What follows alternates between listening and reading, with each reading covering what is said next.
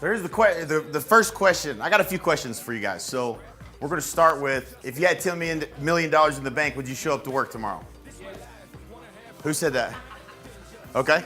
It's great. I mean, there's going to be some of you have yes and no. I can guarantee you that, right? So, okay, right. So, right. I'm not saying would you work ever again. I'm saying would you go do what you do every day today and not what you do every day today? Not the same way, right? Okay. Any other thoughts about that? What would you change? What would you change? What would you have to change for you to go back to the office? What would you change? What would you immediately want to change? Your role? What role would you want to be in? Just on top of the ball. I mean, managing the whole thing, right? Like we're all trying to get there. Right. I'd hire a chef. Right. 4-hour work week. Right. I would keep less low producers around. Less low producers? People that don't bring a lot of value. Don't Right. consistently lift you up. Yeah, as everyone, obviously we try to create that culture of the people we want to hang out with, but not all of us have accomplished that. I see that map. Thank you. This is a question that was asked by Jim Collins to Clayton Masking, the executive team at Infusionsoft, and it's a really interesting question. I think they were right about the time they were getting close to hitting their BHAG, their 10-year BHAG, and what happens next is the big question. $1 billion valuation at the time. So what would have to change for you to commit for the next 10 years? What would have to change for you to commit to that for the next 10 years? Anything different?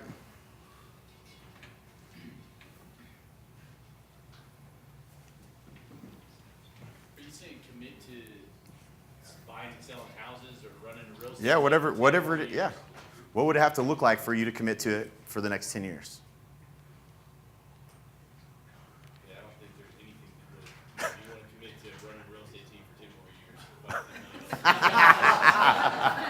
The truth comes out. The goal is there's not a right answer here. This is to get you thinking about whether you've designed your life the way you want it or you haven't, and what would it need to look like, or what would need to change in order for you to want to be committed to it for the next 10 years. For me, I think you have to be able to operate very. For me, the business would have to be able to operate and be extremely profitable without any of me pushing. Right. And no risk of you having to go save the day. Right. Right. I don't know any business like that, really. Right. Yeah. I don't know many either. I'd have to love it. I'd have to get me to my goals. What part of the day, or what part of what you do right now do you really, really, really love? If anything. That if you're going to do anything, that's part of my perfect day. And we'll get into this in the perfect day, but what part of the day you do that you're like, man, I could do that all day. That's a better question than any of them. Right. There. Solving problems? Yeah. Solving high-level problems? So sometimes for us it's strategy. I like being involved in the strategy, it's strategic thinking, making the decisions. I like creating a solution better than solving problems. Right. We're helping people create solutions. Right. Versus trying to fix, Right. C-level people. Right. Oops, wrong direction. So based on yesterday, this may or may not be true. I had just an epiphany. And it's interesting, after listening to John Cheplack, I felt like, I didn't have a presentation for this. I didn't even get to talk to Al until this morning about it. But I just felt like there's a lot of questions that you guys have, and I felt like I could connect some of the dots at least. So I went back and I literally created this last night and this morning. And I felt like yesterday, kind of what we were seeing, the most valuable asset in our business is an agent. Is that what, did we learn that yesterday? Was that a pretty clear picture of what, our business really is? We're in the recruiting of agents business. And if that's true, then I would assume that this is probably true as well, that your value proposition that you're making to recruit an agent is probably one of the most important parts of your business. Would you guys agree with that? Yeah, absolutely. So that's what I was coming to the conclusion of myself. This is a question that John asked. We were in strategy, actually, And John asked this question. It comes from Tim Ferriss. Man, it's a good question. I mean, you want to talk about putting things on another level. What would it look like if it were easy? And I mean, I know it wouldn't look like Blake's office. That shit's hard. I mean, damn. I mean, I got to give you props. I mean, that is running the machine. I mean, that's impressive. It's not easy. And I know what you mean now. Every time I text you, like, I mean, I'm in the weeds right now. I'm building so I can get out. I'm never going back in it. You know what I'm saying? Like, I get it. I get it. I definitely remember those days. So what would this look like if it were easy? You know, we're talking about whatever we're going to do for the next 10 years. What is it going to look like? If you could make this easy, what would that look like? Well, delegating a lot of the stuff that's on the plates today. Right? If it were Blake, it would be creating leaders who could take over everything that you are creating, and they could just keep it going without you being there every single week, making sure that they were doing their 90-day challenges. Leaders creating leaders, right? Growing people, but the backside of that is not exactly where you're going. So the backside would be to be able to grow people, but get the long-term reward too, right? Versus because the emotional aspect, you grow leaders, and if they leave and go somewhere else, you don't get any long-term compensation, right? Right. So this problem obviously solved. Right. Model. Right. Yeah, that's still not easy. I mean, that's the challenge. It ain't easy to build a company of leaders, creating leaders. That's hard. I mean, I can tell you, it's not easy. It's real hard. So, Well, this and it's tough to be sustainable too. right, true, very true. Yeah. So, this is the question that I think we should all be trying to. If we can do it and make it easy, then that's something worth exploring deeper. And so, I'll just tell you kind of what we've come to the conclusion of, and I'm just going to share with you guys kind of the experience that we've had. Really, I've only been in EXP 90 days. Albie, how long you been in? 5-6 months now? Yeah, 5.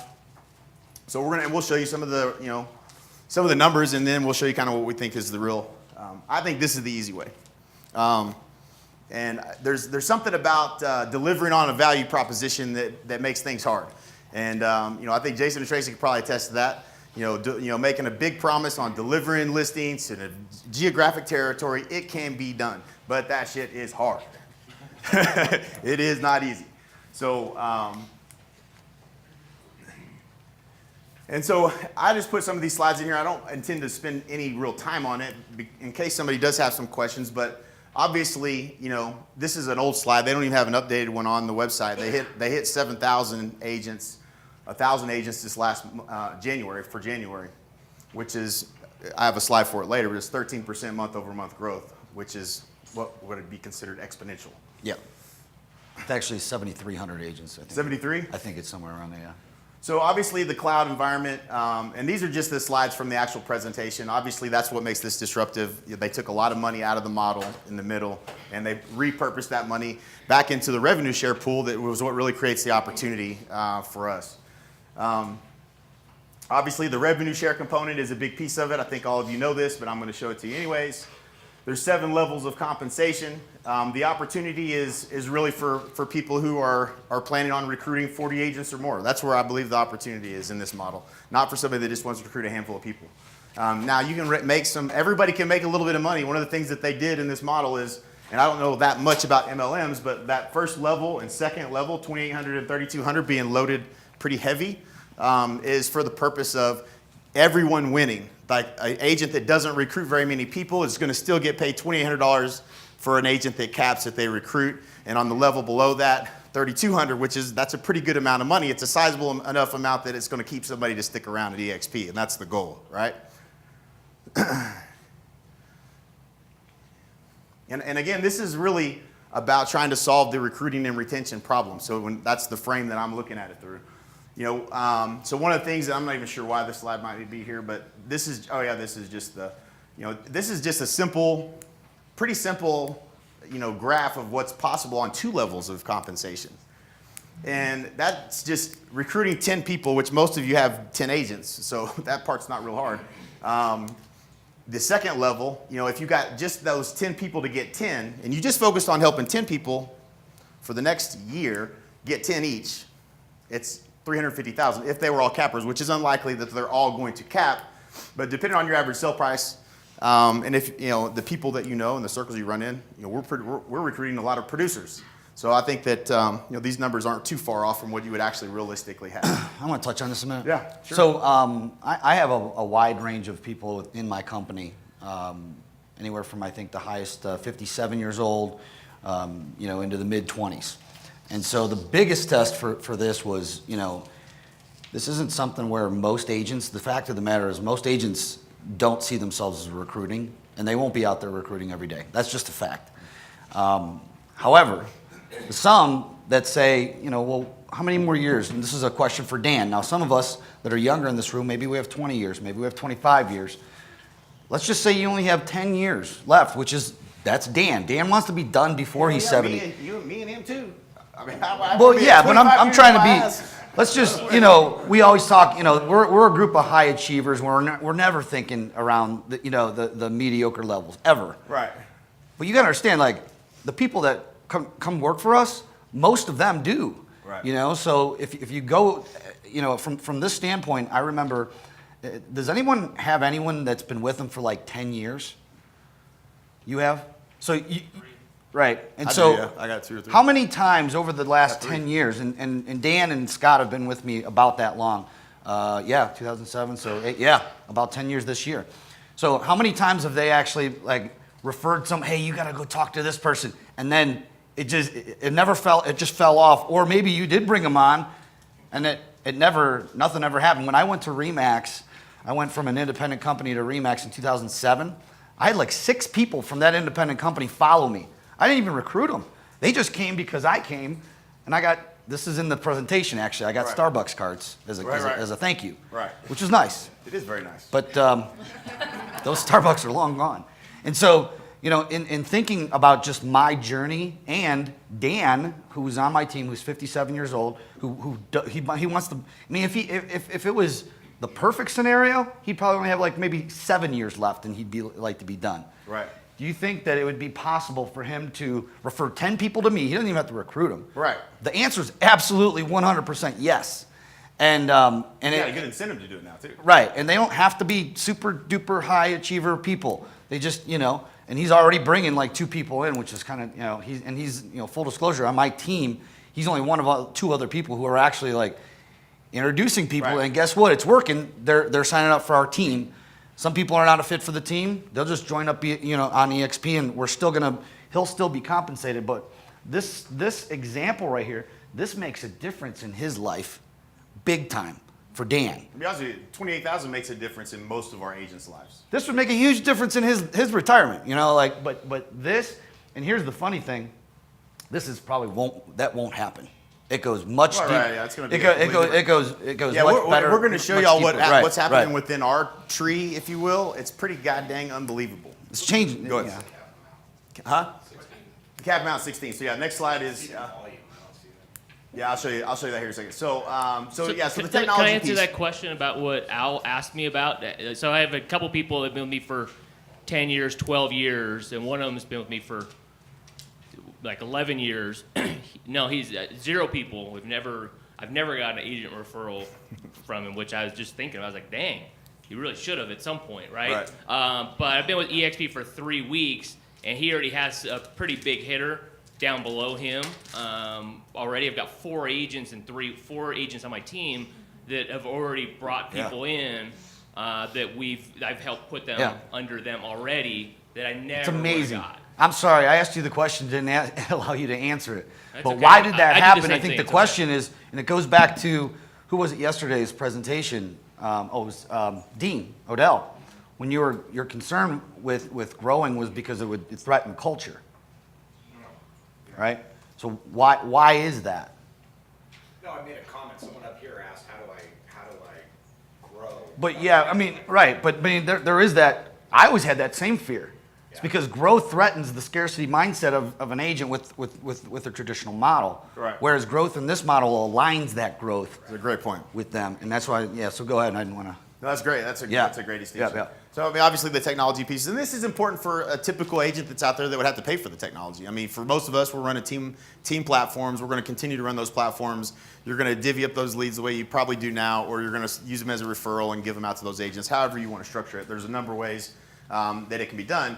But that's a pretty complete package of tools. And like, to be real honest with you, what I'm probably most impressed with about EXP is the branding and marketing and the stuff that they've got online is legit. I mean, like they're cranking out content and stuff better than any other brand that I've seen. I mean, I haven't been paying that much attention to brands producing content for their agents, but because everybody's in the cloud, it's a real cohesive environment. The agents are all in there. They're there all the time. They're in the Facebook work group all the time. They're commenting on, that's their office.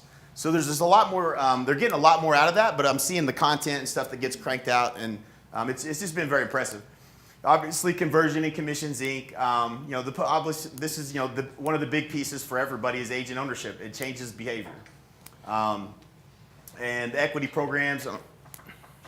That's a little bit. Can we talk about that? Yeah. So again, going back to Dan and Scott, my two top agents on my team, they've paid their partial cap, and they've earned back in stock, not alone with just the stock award they got for their first sale, which is 75 shares, which I don't know what the math on that is today.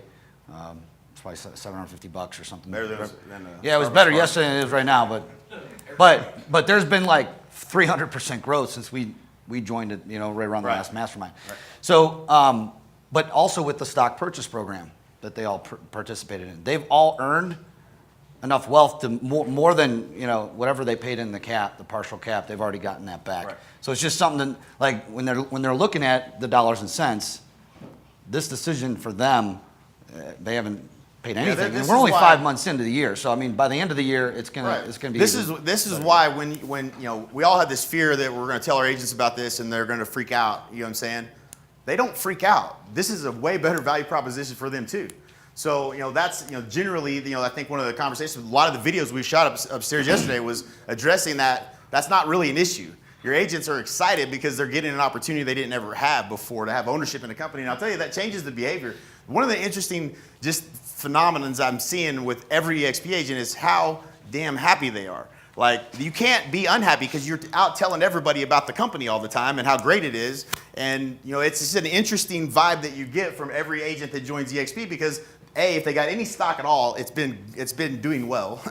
And the more people they tell, they have the opportunity to bring those people on. So even agents that typically would not be recruiters are very much advocates of this company and out telling people about the company, which is why the rapid growth is happening. Do you want to talk about any of these? Obviously you get when you cap at 16,000, you get shares. I think it's 75 shares or 100 shares, right? At this point. The first transaction of the year is the 75. 16, the cap. When you cap, it's 125 shares of stock, and there's a 3-year vesting on anything that's given to you.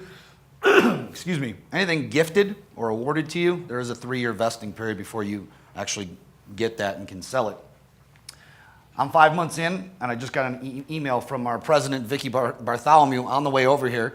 I was on the plane checking my emails, and I got Icon. I hit Icon. Now, everyone in here, I don't really sell. I only did a little bit to save my ass from going under, when the girls left last year. But you guys, most of you will hit it way faster than I did. But I'll be getting $16,000 worth of stock into my account first of next month. Not a bad deal. Yeah. So I've already, even if I don't get that stock, I'm already up $16,000, actually closer to $20,000. I haven't paid anything to be at this company. Right. Yeah. Right. If an agent doesn't want to do the Icon program, do they have to do the $250 per transaction? Yeah. Yes. No, actually. No? Not on the new. So that was something I learned the other day on a call with Jason Guessing, is that they have an Icon Mega Team program that you have to qualify for, and you have to have 10 agents, and you have to guarantee a 56K cap. So it's 4,000 per agent, quarter cap, plus your 16. That's what you have to guarantee. Every agent that comes on after that's at the 4,000. So that's a really aggressive program, obviously.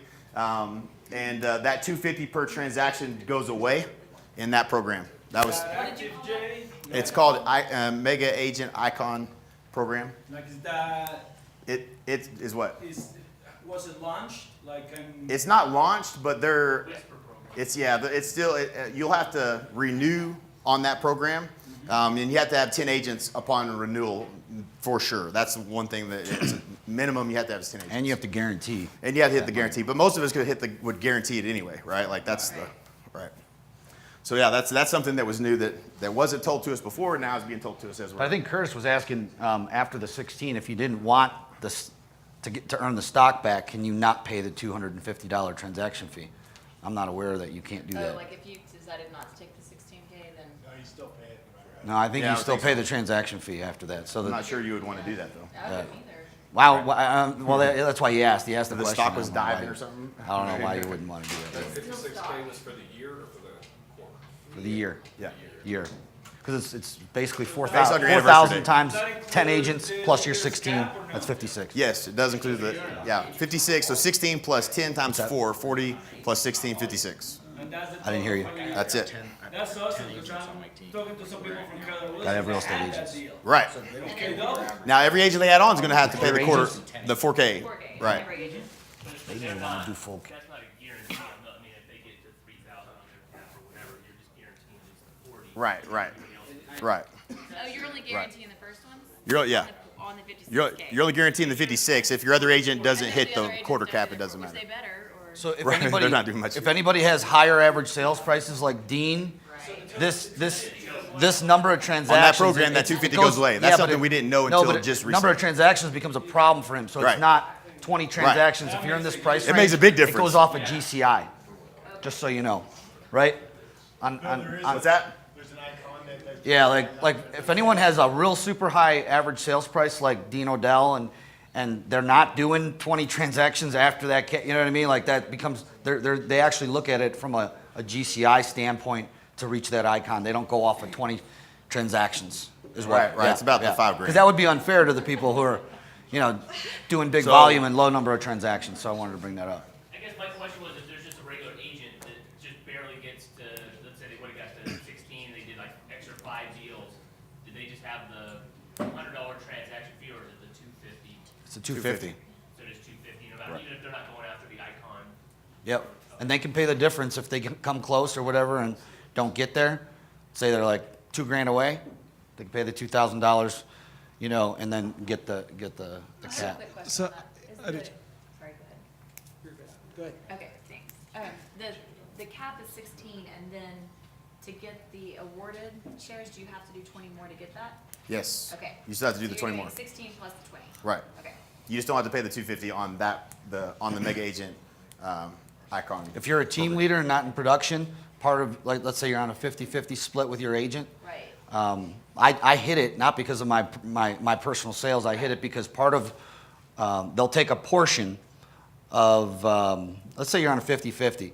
You'll get charged, instead of the 250, you'll get charged 50% of the 250, and so it'll take a little longer because I'm not doing my own personal transactions. Does that Well, make that's sense? what I was actually really scared of. That's what I talked to you in the beginning because I'm not in production, and I was like, Right. oh my gosh, does this mean I have to go back into production? To be able to, I mean, that's Right, that's right, really- right. Like really, what I was thinking, like, am I gonna have to go back and sell because that means that for me to hit my cap and Right. and I'm an independent and I don't have a cap and I don't Right. have any of that. So it was like really Right. that was one of the things for me that was Yeah. kinda hard to wrap my Right. head around. No, everyone has the same So challenge, I think. the 10 agent, 56,000 guarantee, any of the agents that hit 30, for us, 12 deals, they cap at 16. So 32 deals, they're going to get the stock program back, the 16 grand back. Yeah, if they want to be, if they're on your team Yeah. in any split or not. So they can be everyone a has full the cap icon agent. status. Right. Is kind of They can, or they could be, you could bring them on under a quarter or an $8,000 cap. So that's another thing we might want to touch on. So your entire team, anybody that you bring aboard, if you have an independent brokerage, they have all the same benefits that you do. That's one thing that we get, well, what do we get something? The only thing that's different that they don't get is if they're not paying a full $16,000 cap, they can't get the stock back for the icon program. That's it. If But don't they pay a full can if cap, they want, can't if get the they're doing stock that amount awards of for the full production. cap. That's the only. Keep in mind, only if they're on a difference. split with you on your team, if they weren't, $80,000 is where they would cap. If they're on a split with you, they're going to be doing more than $80,000. Does that make sense? Because they're paying you a minimum of 25% Right. or 50-50, whatever. And this is something that I really like this. I mean, none of my agents. I mean, when you sit down and you go over your financials with your agents and you're trying to figure out, how to help them financially. Most of them are a train wreck, right? And this is just something that it's an obvious, easy thing to figure out. 5% of your commissions at a 20% discount. It's a no-brainer. And most everyone that brings their agents on, most every agent signs up for that. It's just a little bit off the top that goes into, a rainy day fund or retirement, for most agents is a very good program. I love it. And then of course, you can buy the stock over the counter, but You hold that for what, 6 months, I think it is? yeah, it's six months and then they can do something with it. You can't sell it right away because you're getting it at a discount. They want people to fire selling But it. because you buy this is not in the 3-year vested. No, No. 6 months only. Because you're buying it. Right. Just So 6 we're going to get you some clarity on that before we make a statement, because on November 14th, I believe that, don't quote me here, but I think they removed that. You Removed fill it out a completely? form, I think they did. Anything purchased prior to, which would have been all the stock that I bought prior to November 14th, I found this looking for the form, because the funny thing is like everyone's buying it, no one knows how to really sell it. You got to just fill a form out. It's called restricted stock, and there was Right. a 6-month period. So worst case scenario, there's a 6-month hold on it. Right. Best case scenario, that might have been lifted after November 14th. So I'll look into Is that. the $16,000 in stock, like how long can that continue before there's a finite number of stock, right? So like at some point, 5-10 years down the road, there's hundreds of thousands of agents or whatever, and lots of people getting $16,000 in stock. How does that? Doesn't it run out or something? I mean, I don't Stock understand. splits. They just keep splitting the stock, and There- but doesn't, I mean, the stock has to come from someone, right? So whoever's holding the majority share of the stock is giving it to these agents each time. Like, how do they maintain their majority share and all that stuff? I don't understand how it keeps on going. Well, there's I don't know how many millions. I don't know the math, I 70 guess. million shares. It's held. there's quite a 30 million few. shares, I think, in this. You're not giving out that many shares when you look at how many millions of shares there are, and the stock split. I mean, I'm sure they've got a formula for when they're going to split, and that kind of thing. I'm not an expert in that area. I'm not going to pretend to be, but Disclosure. I'm just making sure I'm getting my stock. That's all I know. Disclosure. Disclosure. We're not stock experts, but in speaking with the people who are, I know that their long game here is to get on the big market. Right now, what I've learned is that on this over-the-counter market, the big money, the institutional money cannot buy the stock. They can't take a position. When they take a position, it's in the tens of millions of dollars. They cannot buy it. Just won't sell it to them. So it's been reserved for agent ownership, and that was the purpose of it, and that's what it is. But when they get to $1 billion, I mean, we almost reached $1 billion. I mean, it was at $900 million some dollar valuation, and now it's dipped because the prices are dipped. I mean, we grew, I don't know, 300-400% over since I joined, and then there's this. What's funny is I see some of these agents on social media saying, "Oh, well, it just took a 10% dip." I'm like, yeah, but it just went up 300%, man. Right. I mean, people are gonna pull their money back. It's what happens in the stock market. It goes up and down. But when I Red Stand and stuff, are they on the big four? they are, Some of those other ones, they're on there? yeah, Yeah. and they're not profitable. No. I mean, And they've been funded by several hundred million, different game. So this is just, I get this question a lot, so I always like to show everybody, based on whatever your state is, you're the brand, you don't have to lose your brand. I think that's a big question that all of us mega agents that build our brand have. Hey, I gotta lose my brand to do this? Answer is no, depending on what your state regulations are. Like Al's is 50-50, so that's, how he structured his sign. Every state's different. So in Texas, they are they pretty much allow you to do whatever you want. So cost structure, I think you guys all know this, but I just didn't want to leave anything out. No desk fees, no royalty fees, no franchise fees. 80-20 commission split, 16,000 cap on the first 80,000. After that, earn 100% for the remainder of your anniversary year. Startup cost $99 to start up, $50 a month. Technology fee and $420 a year. EXP University tuition comes out of your first closing. So everyone pays that. So that's pretty much it there. And so, this is a book that I read a long time ago. I picked it back up again, and I'm just fascinated with this company, to be honest with you. It's just absolutely fascinating. I mean, this is what I've been working on my whole life, is trying to fix the damn real estate model.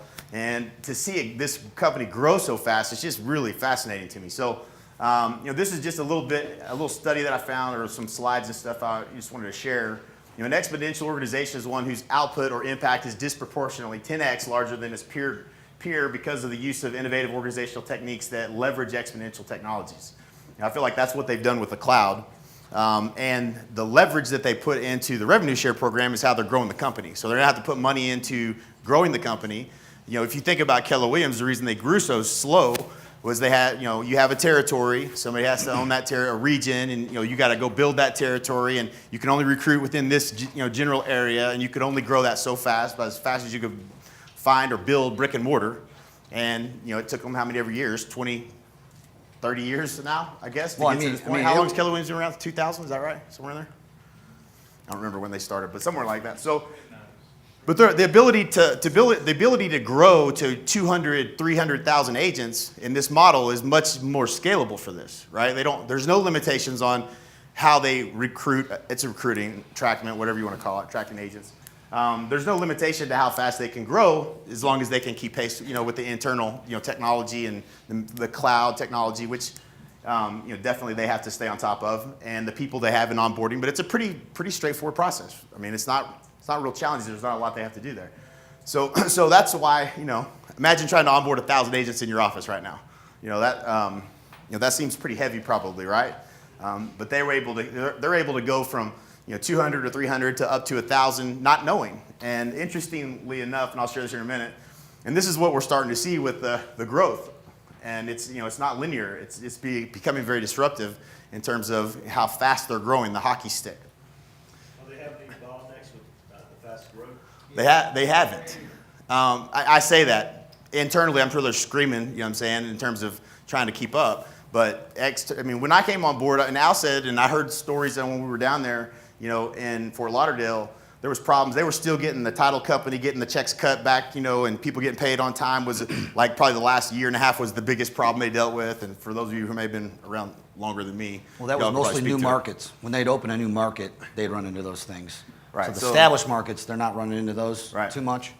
But so they open another state, right, for instance, or whatever, or a new market, or a new MLS for that reason. So there really hasn't been, I haven't seen a whole lot. The big challenge that I feel like they have right now is we know what it is, it's the state brokers. The state brokers can be really good or they can be really stupid. And the state broker, so there's only one broker per state. So everything runs through that state broker. And if that state broker is just an old school dumbass broker, AFA, AFB, average frustrated broker, then they slow things down tremendously. If their responsiveness is really important, because that's who, when you have someone coming on board, that's their first line of contact is usually that state broker.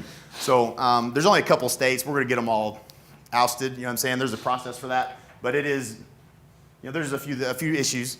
And the thing I would tell anybody is if you're working with us, bring those problems to us, and we'll go get them squashed. And they will. Yeah, they get squashed. They don't take long, right? we had. We got who was he There was the state broker. It was. it was. But who did you get on the phone? Oh, Jason Gessie. Yeah. So the CEO of World Holdings is he's super accessible, and he's just a really good dude, man. And I don't want to always take him all the problems, and I'm trying to learn the rest of the executive team that I can take problems to, so he doesn't have to step over leadership and squash everybody in order to fix something. We haven't had a problem since. Right. Yeah, he's awesome, man. And so it's really cool being connected at that level and just seeing how they operate and learning how their structure works and how who's responsible for what. And now that we kind of know that, we can go straight to those people. We know how they like to have problems presented, and they resolve them. I think it's important just to be completely honest. I mean, with this kind of growth, there's going to be some hiccups. Right. And a lot of the state brokers have never experienced anything. I mean, I've never experienced anything like this, and probably no one in this room ever experienced what do you do with 1,000 agents who all want to join your company in 1 month. But having said that, they're handling things, on just a professional. They have great leadership that's in place that's fixing a lot of these things. And the state brokers, they're just replacing them. If they see that there's a bad fit, we got some great leadership in place that are just saying you out, and so they're not afraid to stop digging in the wrong hole as it relates to that. I thought this point's pretty interesting. When talking about exponential organizations, each has an emergent ecosystem so excited about that product or service that it literally pulls the products and services out from the core organization and assumes its own ownership, complete with marketing, support services, and even design and manufacturing. And that's what we're doing. And I'll show you more about that here in a second. But it's forcing us to solve problems that they haven't solved because they haven't. It's not a big, their problem isn't we're not recruiting enough agents. Therefore, they're not trying to solve the duplication challenge of how do we help an agent be able to go tell someone about this and duplicate it, and then they can tell someone they can duplicate it and make it duplicatable. That's where the biggest opportunity in this whole thing sits, is with duplication. They're not going to try to solve that problem, but outside of the organization, a core group of people like us are going to go solve that problem. And it's not just going to be us, but we're going to definitely be leading the way. So this is just kind of a little update, the 13,500. So I had a conversation with Glenn in December, right before the first of the year. And they anticipated a 13. It's a publicly traded company, so he don't like to tell what numbers he's projecting unless he's in alignment with what their what his financial CFO and their team is telling them. And they said 13,500. I talked to him a week ago. It's really strange. I met him, our little avatars. He has an office in the cloud right next to where the boats are, because you race boats. If you've gone in the cloud and seen it, it's pretty crazy. But I didn't know he had an office there.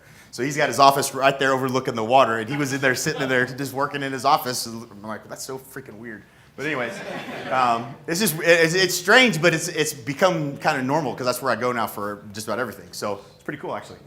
But then, so in that conversation, he said, they have their board of directors has a whole meeting room that they use. Yeah, you can ride the boats. You can use the meeting rooms. You can have team meetings. It really is legitimately like a cloud campus that you're working in. Once you get used to working in it, you go there for everything. You go there for every question you have. A lot of people are having, their agents are going to agent service and asking questions instead of coming back to you and asking questions, because you can get answers fast there. You can do it from anywhere. You can do it from your mobile phone. That's a good point we should point out. Right. Because one of the other fears I think that we all have from growing our team or company of 10 to 50 is that. Right. How do you support them? Right. I mean, it just becomes a bigger headache. I mean, that's those of us with anything from 10 to 20, and it just becomes heavy lifting on everything. Now, you just duplicate those calls, and the more calls, and I'm having trouble with this and this, they can go literally right in, I think it's 12 hours a day into agent services, and they can help them solve their problem without you getting a phone call. Right.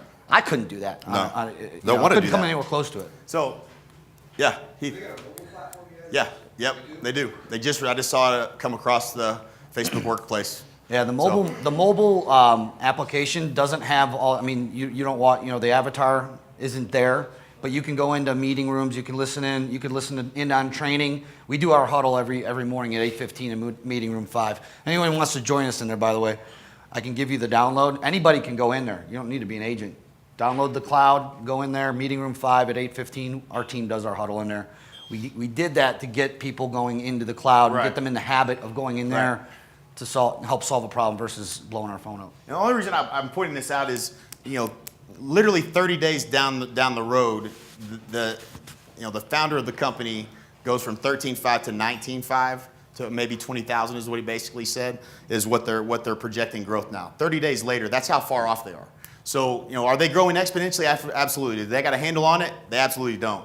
And that is a true sign of an exponential organization is when, most of us, we set our marks of this is what we expect to happen, and we usually land somewhere, down here, below it. They're saying, well, we think it's going to be 13.5. Oh, no, hell no, that's not. It's going to be way bigger than that. Now it's going to be this. And every month, that's what they're running into is they're growing exponentially, and it's very difficult to probably try to track that. So, but it's interesting to watch, that's for sure. So that was 13% month-over-month growth for this last January. So here's what we know is possible. And we reverse engineered these numbers and looked at it pretty closely because, I know that if anybody else can do it, we can do it. So this is a gentleman that joined in pretty early, Rob Flick. Before, if you knew about him only because of EXP, don't raise your hand, but who knows who Rob Flick is? Nobody in the room? One person? From the Mastermind. So none of us knew who Rob Flick was before. I'd never heard of him before. And this guy got in pretty early.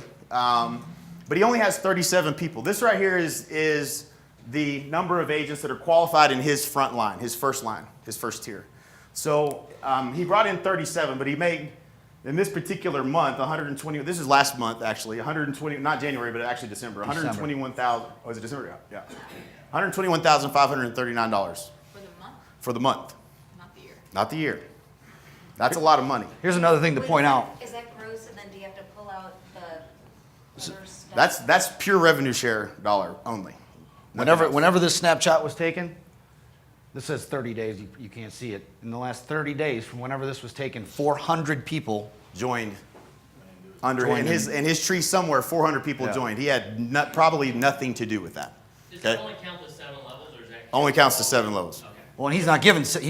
Well, yeah, by the yeah, way. that's only 6 levels, and we try to kind of reverse engineer the math, and you really can't guess. You're just guessing, really, but it's probably $40,000 or $50,000 on because it's the $4,000 on the bottom line, the 7th level that he's not getting paid on. And I'll just tell you right now, that the biggest problem that all of us will have is that we're losing money. We're leaving money on the table. We're leaving money on the table already. But that's how the company makes money. Because if you don't get to 40 fast enough, it goes deep so fast that you be revenue share. You'll get it eventually once you get to that 40. Does everybody get to see each other's? Yeah, you can see everybody below you. You can see their revenue. Right. You can see their revenue. No, I don't know if I can see the. No, you revenue. can't see this. Okay. You could You see. just happen to have, Yeah, this, no. did you know him? Yeah, he sent it. He was happy to send that to us. Yeah, so But to give good you an question. idea, That's a great he's, question. he's leaving about $25,000 a month Easily. on the table. Because Easily. of the 3 that he's missing. Or I think it's more. I think Because it's he probably doesn't about have 40 or 50. Yeah, The 3 people. Right. 25 grand a month. That should be higher. That's a big. So and what here's what ends up happening. So these guys. So Rob is the 2 guys that came on board. Gene Frederick and Rob Flick both saw this model and they were like they killed it at Keller Williams. They killed it. And Rob Flick is the #1 profit share earner in Keller Williams. 14. 14. He's number 14. And then Gene is called the GOAT, the greatest of all, the legend, right? He's awesome. Good dudes. They were in Keller Williams when it was 400 agents. That's when they. But they did this in the 90s where they didn't have technology. So they don't have, their methodology is same as like in an MLM is going and sitting in someone's living room and trying to sell somebody something. So they did it that way. Going out, doing lunch and learns and doing all this stuff. And that stuff works great, but that's not how we operate today. It's not how we operate. So, when we see that, we're just like, holy moly, that's a lot of people. So with the 400 new, you subtract that out of the 2,862, you can kind of get a gauge for what his people are worth. And you asked a good question, there were 67 that exited. My belief is Rob didn't have any influence really, and they went out selling AFAs. And I think that's what most of you in your marketplaces have said this, that the agents in your marketplace are AFAs. And that's probably what I think, everybody was watching. I can tell you that. Everybody's been watching. Most of you have been buying stock if you're not in. That's what almost every conversation I have with someone who's been on the fence. They bought the stock a long time ago. They've been watching. They were just waiting for the legitimate group of people to jump on board. And there's a tremendous number of those people that are sitting out there right now that are onboarding now and coming on board. So it's super fascinating. What does this tell us? That each person that Rob recruited in his first line is worth $3,284. This is about 2 years, 2.5 years maybe? It was 2 years this past holidays. This past holiday. So he's only been in 2 years. So in 2 years, that's what that turned into in terms of value for him. So every person he brought in on the front line was worth $3,284. Would have been worth a lot more if he'd have got 3 more. And each person in his first line is worth $40,000 a year basically is what that comes up to. So It's 3,000 a month, 30,000. right. So it ends up being almost $40,000 a year. So when we do the math on how many of you did the math on what an agent's worth in your business right now? Yesterday. Did y'all do that math? Right. So you know what it is. And so it's essentially within a couple of years time. That's the difference in whatever it is for an agent on your team that you manage every day versus somebody you bring on EXP that you don't manage every day. You can do the math and see there's a whole different opportunity here than maybe the way we've been thinking about things, right? Maybe there's an easier way, or we can just keep doing it the hard way. So this is Al's, and Al, you might talk through it. You had 98 people that joined you. How many of those people do you think you talked to in the last 30 days? They were so rude. They didn't even tell me they were coming in. I don't know where they are. The hell? Didn't even get a phone call or an email? No. So is that a month? That was in the night. Yeah. So that's Al's revenue share this month. So 5 months. 5 months in. It'll be So 5 months. Yeah. You don't want to break down that detail. So the cool thing that Rob did was he mapped out his first year, and it got me mapping out my first year.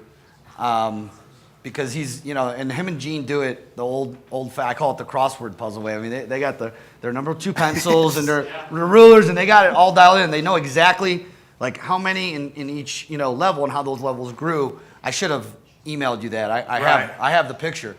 But I can tell you this: he was the #1 recruiter at KW, and I would constantly tell everyone, if you've known me for years, I'm the worst recruiter in the world. Right. I never recruited people. Right. Only people that knocked on my door, I never went after because I didn't like it, so I'm like the worst, and we're outpacing him.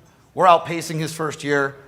I'll be at 40 probably by the end of April, and my goal, and this goes back to the exponential thing, is that I thought my stretch goal was to get to 40 personal recruits by the end of the year. That was my 1 year. Right. I'm gonna hit it by April. Right. On how we're pacing right now. If not, you leave money on the table. That's the bottom Right. line. Like, Right. it kind of motivates you to be like, okay, well, Right. I don't want to leave any more money on the table. I would be getting. So, getting an example too of the exited. One was a producing agent. The other two were admins, from Yeah. what I understand. And so, that's going to happen. You're not going to not have, almost 100 people in 30 days and not lose a couple along the way. It's going to happen. The numbers for Rob's, is like 2.3%. That's part of the business.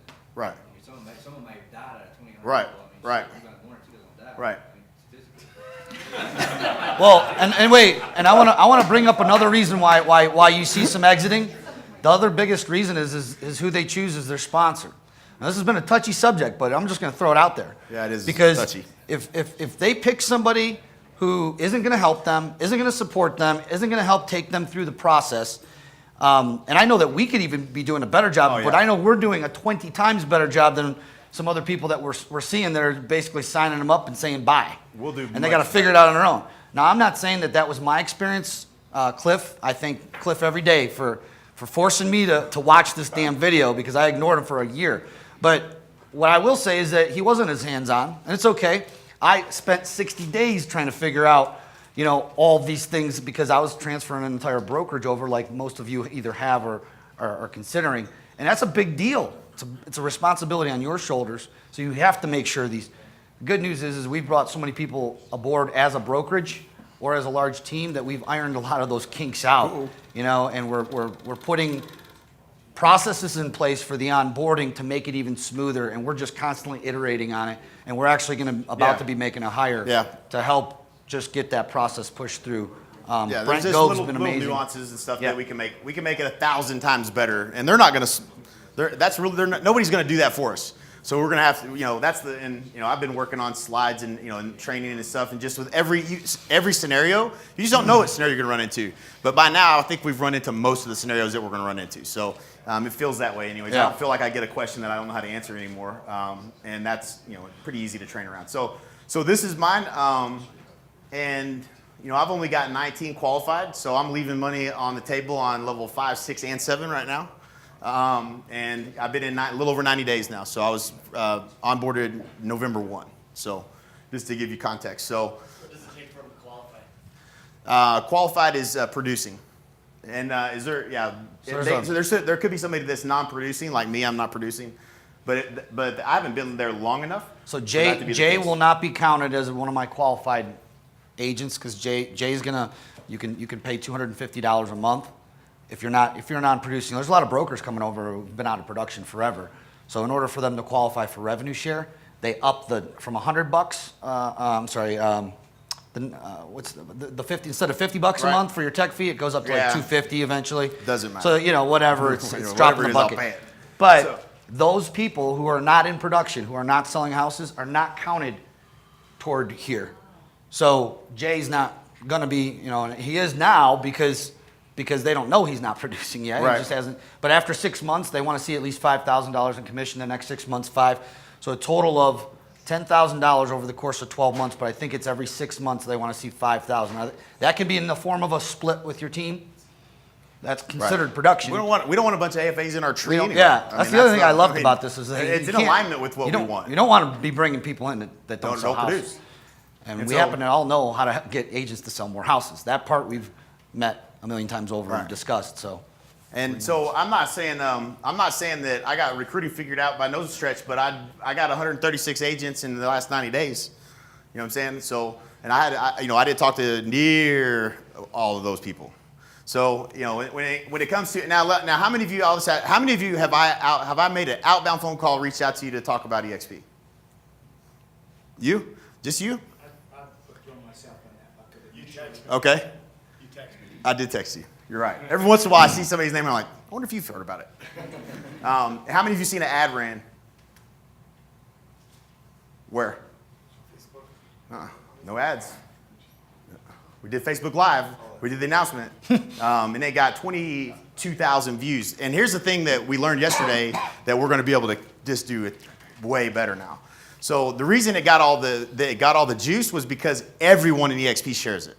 So like the culture within EXP of everyone sharing because they like, hey, look, another top producer's coming on. And with us within our group, we want to make sure that we're doing the same thing. Every time we launch somebody, do a Facebook Live, we all comment, we all like, we all share. If we do that, this goes, it gets, that we've been busy from that one thing this whole time. That's been everybody's It was what Ryan sitting on the Scoobie fence, said yesterday. sitting on the fence, and they just email or message us, and they'll do the same to you. It's not me. It has nothing to do with me. I think people are even actually less likely to reach out to me. For some reason, they're more likely to reach out to Al or to somebody else that they see that they know that jumped on. So it's actually not, it's not that much of an advantage you might think. It's probably because I didn't have a lady in my market put a billboard of me up that I joined EXP. Right. That would be you. Right. Yeah. A lady in Oklahoma City, I'm not even in her side of the tree, and she put a billboard up in Oklahoma City that I joined EXP. And his picture. Smart. And his picture up. Yeah, she was Digital. smart. Yeah, I'm sure. I couldn't believe it. I thought it was a joke. I thought it was like one of those. In fact, they got one or two players in their line that would have been ours probably had I not done that. Now that I think about it, I wasn't going to say that. She didn't ask you? No, she did. She asked me. I was cool with it. It's abundance mindset. What's going to happen? The worst thing is people might know that I joined DXP. So, anyways, and I thought I would show Mike's. Mike's got 4.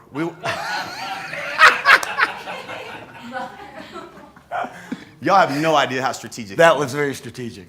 So he gave us a head start.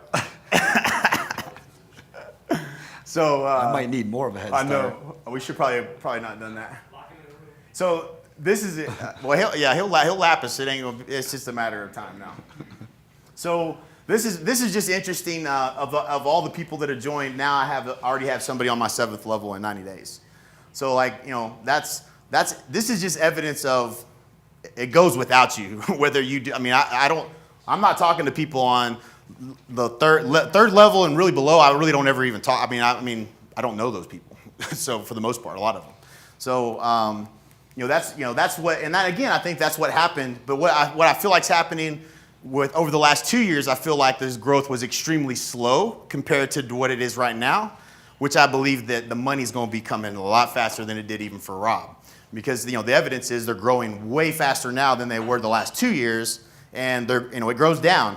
So the faster you go wide, the longer you go down. And Brent Go said something that was that stuck in my mind, and he said, in July I had my best month in real estate I've ever had in my life. I closed $160,000 personal business, my business.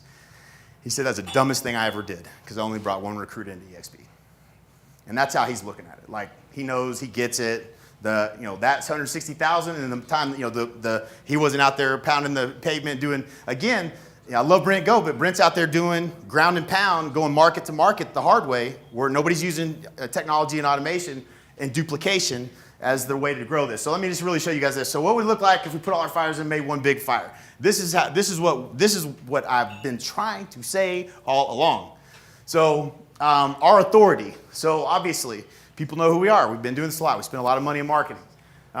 You get to leverage our authority. Our training, everything we've ever created at NAEA is pushed in. You join EXP, you get coaching with Jay and Mike, you get NAEA, certifications, training, listing presentation, buyer presentation, everything that you've paid thousands of dollars for, everybody's going to get that. Everybody that they bring is going to get that. Everybody that they bring is going to get that. So marketing.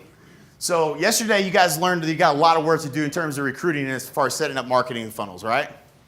Well, we've done a little bit of that too. So when you look at what we did the last just 2 years, and this is Woods' wheelhouse. So if I misspeak, Woods, you tell me.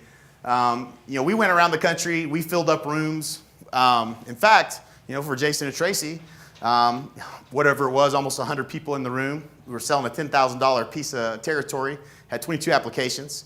And you guys correct me if I'm wrong, but getting agents to show up for anything, whether it's a webinar or even to consume your content or any of that kind of stuff, it's hard.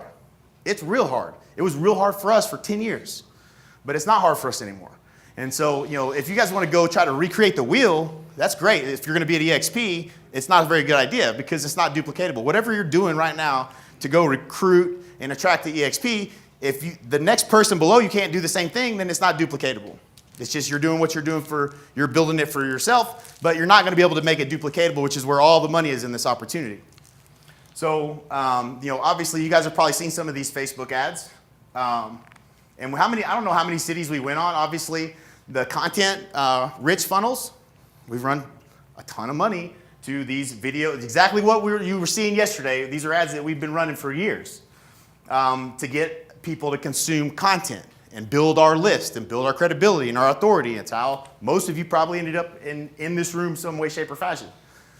So, again, some of these, I don't know that there's an agent on the planet that didn't see some of the billboard ad. We ran that in every city. Probably in your city, you probably saw it. Driving people to the live events that we were doing. So most of you seen some of these ads in your marketplace on Facebook? It's not billboard all the time. Right. So now. This was awesome. Right. So. Changes the name, right? Right. So by the way, nobody is thinking about it this way. Nobody but us. They're not on this level. So not even close to on this level. They're trying to do presentations in your living room. That is the hardest way. That is the hardest way to do it. You will not see me doing a presentation in somebody's living room or a lunch and learn. Not saying they don't work. I just would rather not. So, and I think we have. So this is an example of how much money we've spent in Facebook. So this is not child's play. Woods has run more funnels and more marketing to Facebook than anybody I know in terms of effectively putting butts in seats and getting people in the room. We happen to be pretty damn good at that. Now, what I know is getting people in the room is not duplicatable either, because I ain't traveling the way I had to travel last year if I don't have to. So, how many cities do you think we hit, Mike, over the course of probably 90 days? Over 90 days, I would say it was 10 a week, every other week. Yeah. It's You say it was like every NFL city? Yeah. Yeah. We got a lot of FaceTime with a lot of people that none of those people know anything about EXP unless they follow us very closely on Facebook currently. Everybody in the room, if the funny thing is everyone that we sold people would run up at the end of the deal and say, do I have to switch my brokerage? And you're gonna take 50%. Can I schedule a call? But we didn't know what we didn't know. Like they say, it's easy to connect the dots looking backwards. But with the first time we went on the road, we did a Double Your Business workshop, and we were doing something similar with a offer. This is a value proposition where it's like Todd. It's like selling food. You're going to eat anyway. So it's not like you're asking them to, like a lot of the times when you're trying to make someone to change a belief, that's different. But this is like they already believe they need a broker. They already believe, and the statistics say that being their destination broker, right? They're gonna change mathematically. It's just, do you have the funnel and the most people their efforts have ADD. So I think just in any game, the best marketer is gonna win. And I think the value proposition that's built around this is the strongest. It's like everything we've ever sold, and guess what? It costs you nothing. No, Right. you're paying for this and that will actually go down to $50. So It's easier to sell than when I have to go in the front of the room and ask someone to pay 10 grand, 12 grand, and give me half of their commission. Oh, and your name's not going to be on the sign. Okay, I changed my mind. We just made I just talked to Jay. Your name can't be on the sign. That's been the last 2 years. We could make it up, but so like when it's so structured, it is. And I told Jay, I said, man, it's amazing, and he pointed it out. We just. After doing years and years of content delivery to people, I would go, I'm in a Nordstrom's and a guy's staring at me, and I'm like, what's this dude staring at? And I look back at him, I'm like, and I don't look away, and he's still staring at me. I said, what's up, man? And he was like, are you Michael Reese? I was like, oh, yeah. It's like when I flipped the dude off for staring at me when I was in my Hummer when I was young. And I was like, oh, yeah, it's wrapped. He was just looking at the wrap, right? Which is not the right way to be. But the point is a lot of people would know who we were, and there's just a lot of leverage in that. So, Right. We got a guy who picked up our podcast, who manages Stuman's podcast, some of the top podcasts in the country. And he literally said, I've never seen a podcast grow to 40,000 listeners so fast. What the hell did y'all do? Why'd you stop doing it? We're like, oh, well, we went on tour, so we didn't have time to do it. So we're really excited about the audience that's out there that we're going to be able to actually communicate to. So right now, all we're doing is, I mean, this is the unique thing about the opportunity, and we'll be done here probably in the next 5 minutes. The unique thing about the opportunity is, there's still a bunch of people that don't know anything about EXP. Every day, there's somebody messaged me on Instagram a little while ago and asked about what we were doing in the Mastermind or whatever. I asked him if he heard of EXP, never heard of it. And he's a producing agent. I mean, there's no question. He's going to watch the webinar. He's going to be up all night. And he's going to be texting me tomorrow, and he's going to want to talk about joining. It's that simple. I mean, they've never seen it, never even heard of it. That is real in most all of your markets. It's not in Texas, man. It's everywhere in Texas. But it's growing faster. But there's just people that don't know what it is, or because they had so many AFAs that would go out and throw up all over people, they got told something, then they took away something completely different. The last thing that we want to go do is try to explain this to anybody. It's way too complex to try to explain. They got to watch the webinar. It's an emotional experience that they go through, and they're uncovering the model. So this is what we've been doing, and the people that have been successful have been sending them to the webinar. It just works. It's not rocket science. It just works. And we're not, we have not tried to optimize anything at all whatsoever. Really, we haven't really, we worked on the webinar until we got it dialed in. But you either get it or you don't. This is a very much opportunity offer is all it is. So we're saying, hey, if you heard of EXP, no, watch this webinar. Okay, they watch the webinar. They're just getting pitched on EXP. That is not the strategy that we would go across the country with, because you'd spend way more to acquire, get somebody to watch it than you would if you were leading with content, as we all know. So that's, just with what we've been doing, we've been growing faster than anyone in the history of the company. Doing it not the hard way, but definitely an unoptimized way for sure. Well, the other crazy thing is we're not even following up with all the people. We're not, like, the amount of people that are registering and watching this webinar, we're not even calling the ones that aren't calling us. Right. If they're not going in our calendar, we're not. I can help you out with that. Right. We got You think you literally, can? there's probably 400 people that watched the webinar that never got anything else but maybe a follow-up drip email. That's it. So we're, I always like to say we're not as smart as kids in class, but I always sit next to them. So when we started looking at this, we got a guy, a buddy of ours that we know that you guys probably have heard that I've talked about, that has 155,000 people in his downline in an MLM. And that's pretty impressive. It's the size of Keller Williams. Right. All right. And anytime, first of all, it doesn't matter what it is. If you can get anybody to do something 155,000 times, then something was duplicatable, okay? And that's all they do in the MLM world, which regardless of what we want to try to pretend like, this is a very similar model to an MLM in terms of structure. So the same principles apply. So we reached out to them and asked them what they were using. They did a couple demos with us, and they offered to license this piece of the technology, and it's what's going to be the duplication piece for us. All the training and everything that we have will ultimately end up in there, and this is how we're going to onboard people to a very specific and very simple process for how they invite someone.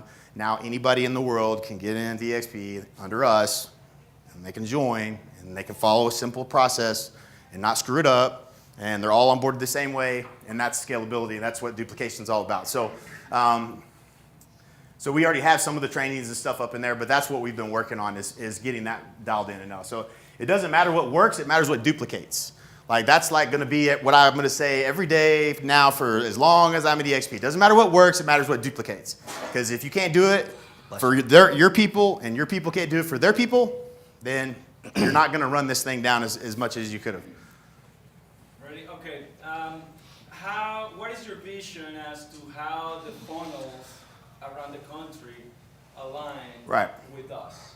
Currently, the idea is that I believe what we're trying to do with Mastermind is 4 times a year meet. I believe that one day will be, I thought this was a great Mastermind, by the way. This was one of the best ones we've had in terms of speakers and content and everything else. That's John Kitchens, give him all the credit. So this was a great structure, but we might decide we want something different, in terms of, I could have spent all day today discussing this stuff.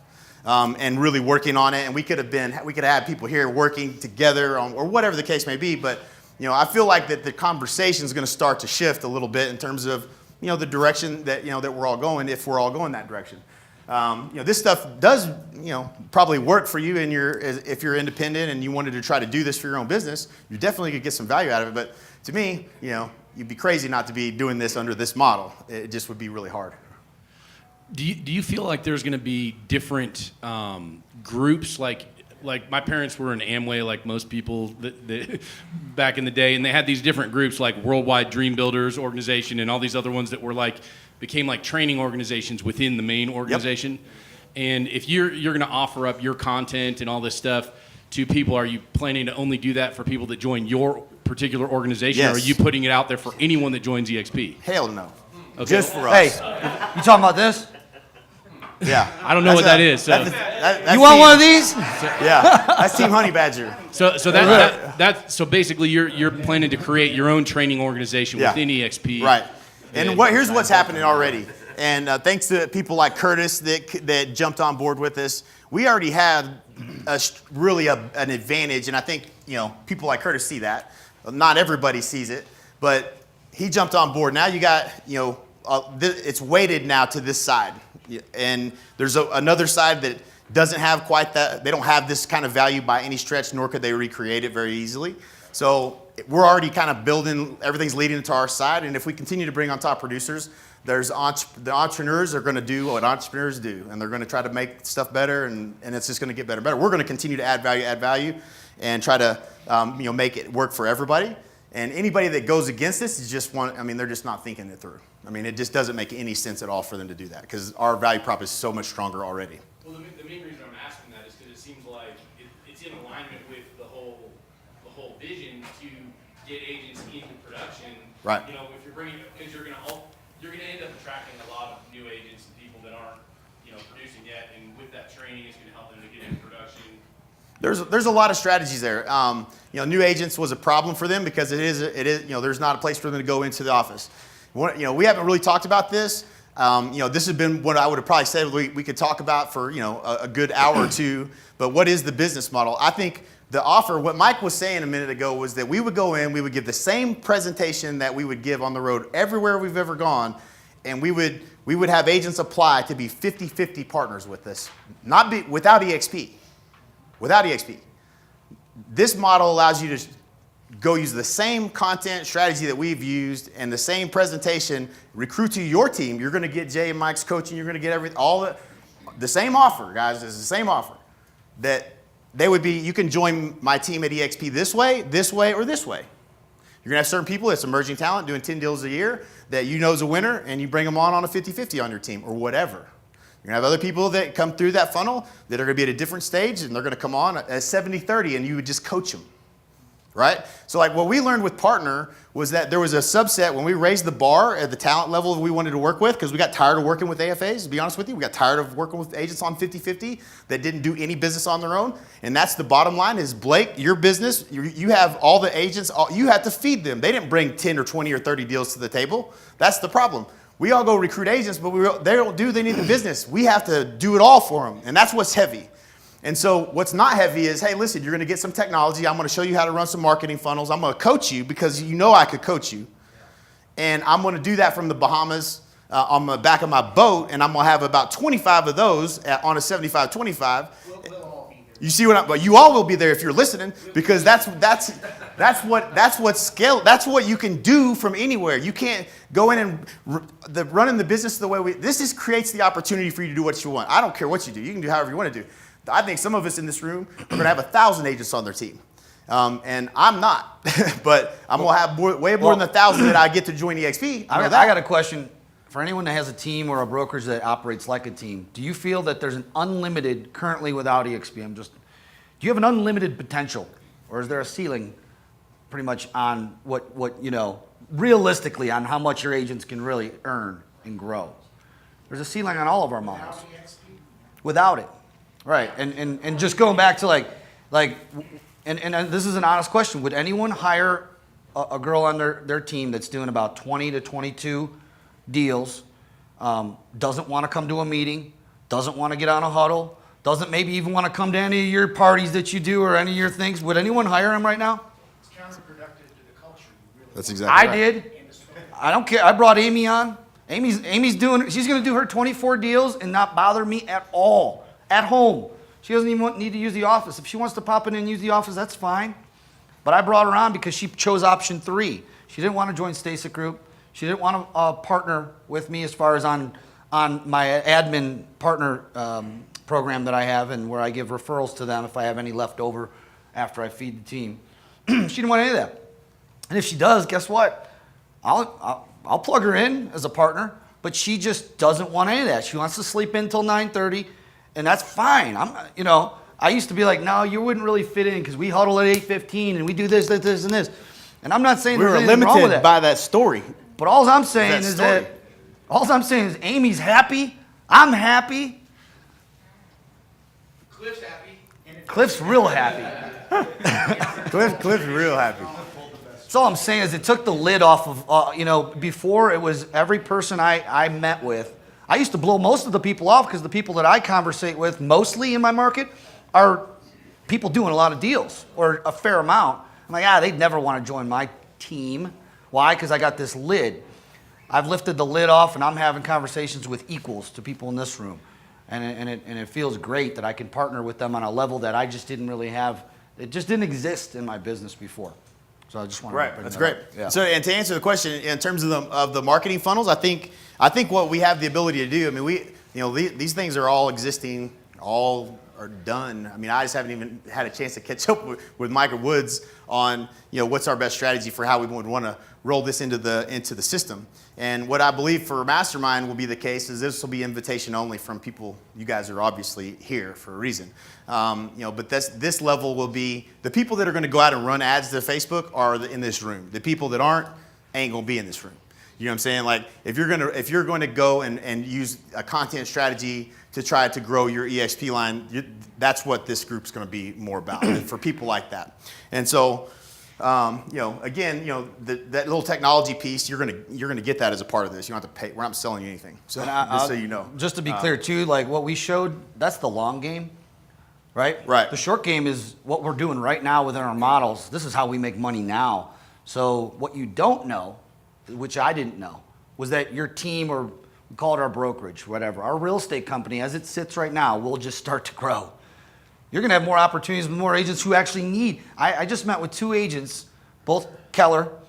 Actually, I met 4, but two are on their own team. And they were referred to me from someone else in my market. I sat down with them twice.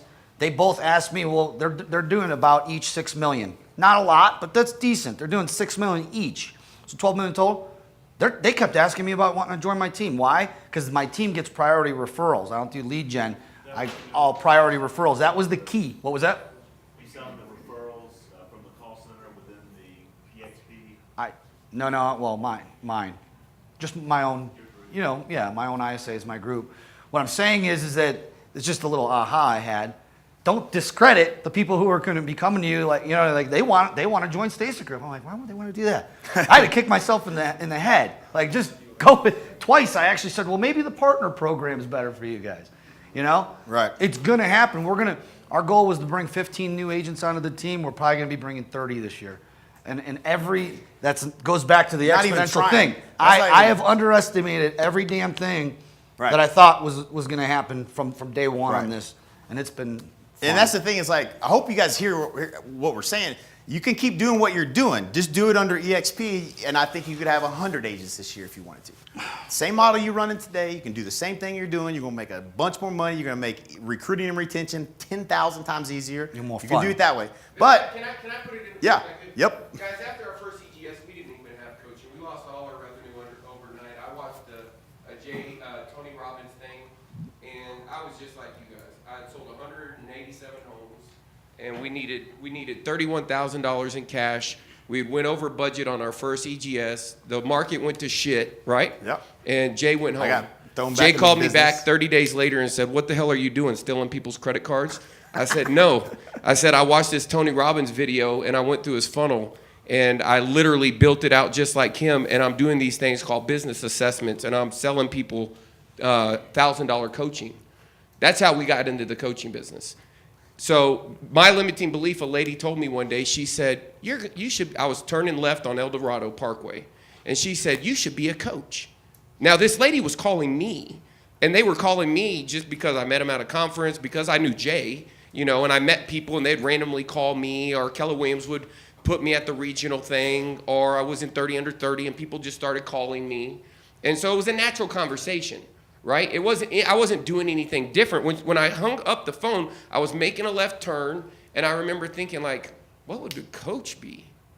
Well, I remembered at Dan Kennedy's conference and Craig Proctor saying that Dan Kennedy was the guy that taught him. I went to my living room, and I Googled Dan Kennedy, and I was talking to Jay, and it was like, there was a program, how to start a coaching and consulting business. So we bought it. Jay bought it on eBay. Yeah. They sent it in. It was kind of a knockoff copy. And the point is that some of the people that we were started were Jeff Cooks. I talked to Jeff Cook.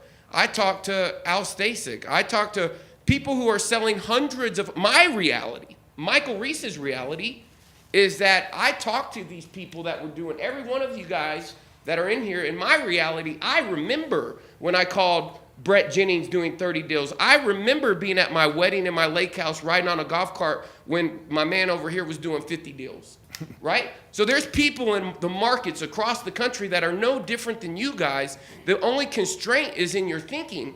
But what I was just trying to do was I was tired of working with the real estate business at the current capacity, and I was just looking for a better way to add value based upon the knowledge that I had acquired at the time.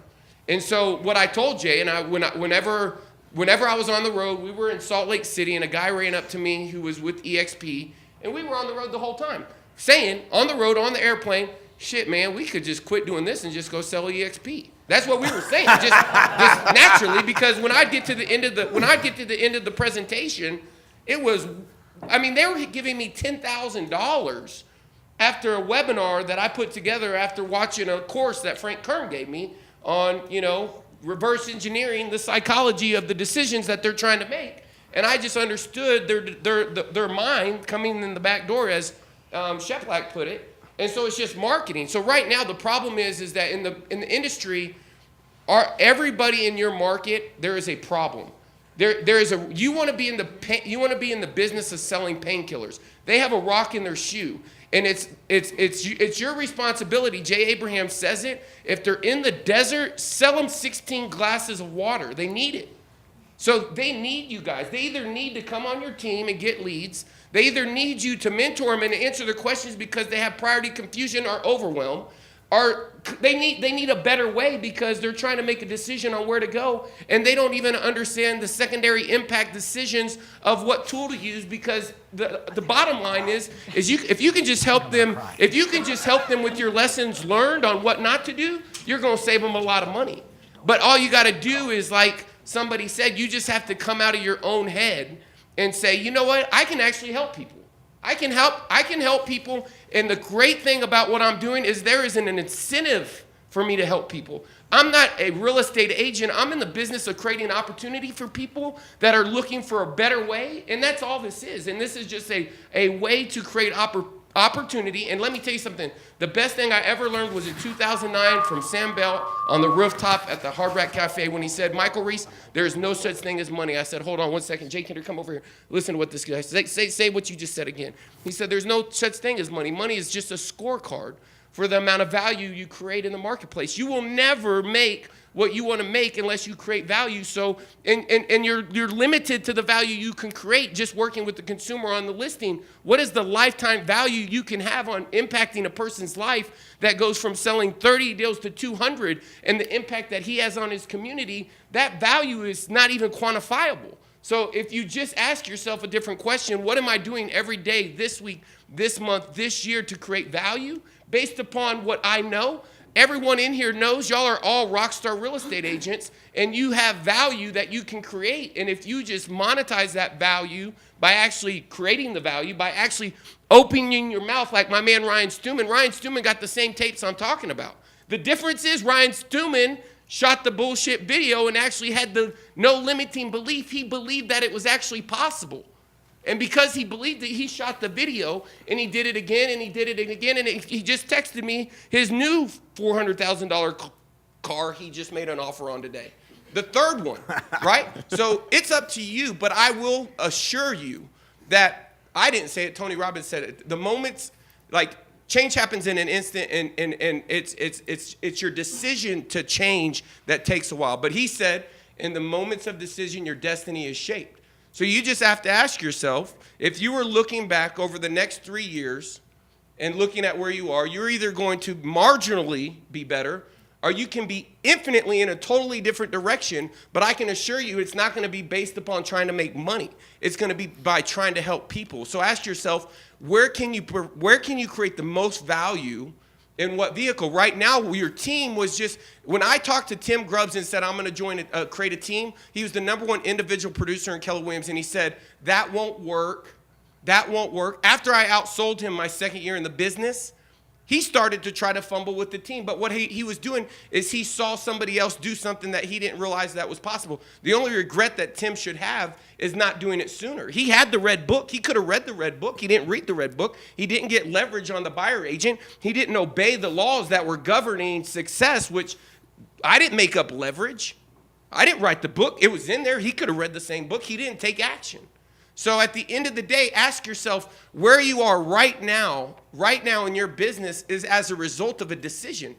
And there's people in your market, you learned something and you got better. None of us are experts, but we learned lead generation. We learned how to articulate our value. We learned how to demonstrate our value. We learned how to make our value visible. And we're continuing on this journey of value. Now, what we're incentivized to help you guys all learn how to get in the coaching business.